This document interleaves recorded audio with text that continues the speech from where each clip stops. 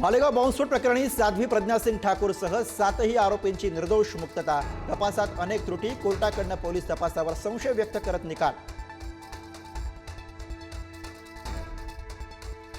ठाकरे ज्यांच्यासोबत बसले त्यांनीच भगवा आतंकवाद दाखवण्याचं षडयंत्र रचलं। काँग्रेसने सगळ्या हिंदू समाजाची जाहीरपणे माफी मागावी, मुख्यमंत्री फडणवीसांचं टीकास्त्र। 17 वर्षांनंतर सत्याचा विजय, काँग्रेसकडनं लोकांची दिशाभूल। यूपीए सरकारकडनं वोट बँकेचं राजकारण, उपमुख्यमंत्री शिंदेंचा काँग्रेसवर निशाणा, कोर्टाचेही मानले आभार। मालेगाव बॉम्बस्फोटातील पीडित सुप्रीम कोर्टात जाण्याच्या तयारीत। आरोपींच्या निर्दोष मुक्ततेविरोधात करणार याचिका, निकालाला स्थगिती देण्याची मागणी। साध्वी प्रज्ञा सिंग ठाकूरसह 7 आरोपींच्या निर्दोष मुक्ततेनंतर हिंदू संघटनांचा जल्लोष। मालेगावात पेढे वाटून आनंद व्यक्त, तर पुण्यामध्ये लेफ्टनंट कर्नल प्रसाद पुरोहित यांच्या घरासमोर जल्लोष। मालेगावमध्ये हिंदू संघटना आणि पोलिसांमध्ये वाद, फटाके फोडण्यावरून हिंदू संघटना आणि पोलिसांमध्ये खटका।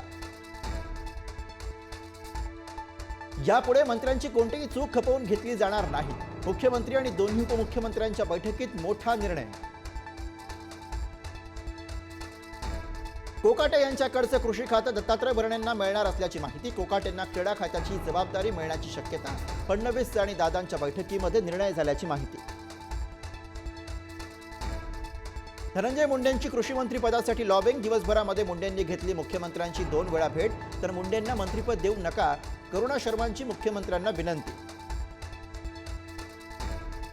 पुणे ड्रग्ज पार्टी प्रकरणामध्ये प्रांजल खेवलकरांसह 5 आरोपींना न्यायालयीन कोठडी। प्रांजल खेवलकर यांच्या मोबाईलमध्ये आक्षेपार्ह चॅट सापडल्याचा पोलिसांचा दावा।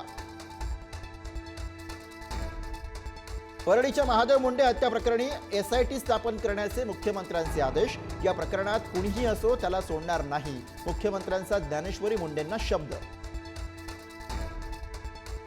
50 खोके एकदम ओके ही घोषणा देणारे कैलास गोरंट्याल यांचा भाजपमध्ये प्रवेश। स्थानिक स्वराज्य संस्थांच्या निवडणुकांच्या पार्श्वभूमीवर मराठवाड्यामध्ये काँग्रेसला मोठा धक्का।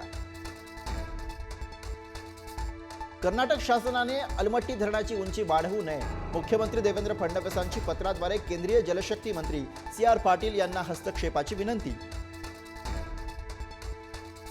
पैठणच्या जायकवाडी धरणाचे 18 दरवाजे उघडले। धरणातनं गोदावरी नदीपात्रात 9432 क्युसेक पाण्याचा विसर्ग सुरू। विरारहून डहाणूला निघालेल्या लोकलमधल्या प्रवाशांमध्ये हाणामारी, लोकलमध्ये चढताना धक्का लागल्याचं कारण। वैतरणा सफाळ्या दरम्यान घडला प्रकार। 13 वर्षीय विद्यार्थ्याचा चक्कर येऊन शाळेतच मृत्यू। जळगावच्या मुक्ताईनगर मधली घटना। चैतन्याच्या मृत्यूनंतर रुग्णालयामध्ये नातेवाईकांचा आक्रोश। नांदेडमध्ये तरुणीचं अपहरण करणाऱ्या आरोपींची पोलिसांनी काढली धिंड। काल दिवसाढवळ्या तरुणीचं दुचाकीवरनं केलं होतं अपहरण। धाराशिव इथल्या जिल्हा स्त्री रुग्णालयामध्ये सापडला साप। रुग्णालयाच्या आजूबाजूला खाणीचं साम्राज्य असल्याचं उघड। 2 कोटींचा निधी उपलब्ध असूनही दुर्लक्ष। भंडारा जिल्ह्यामध्ये ATM मशीनमध्ये विषारी साप, कर्मचाऱ्यांची तारांबळ। अखेर सर्पमित्रांनी विषारी साप पकडला। चिपळूण शहराचं महावितरण सबस्टेशन सील, कर थकवल्यानं नगरपालिकेची कारवाई। शहराचा वीज पुरवठा खंडित, कर थकल्यानं ग्राहकांना फटका।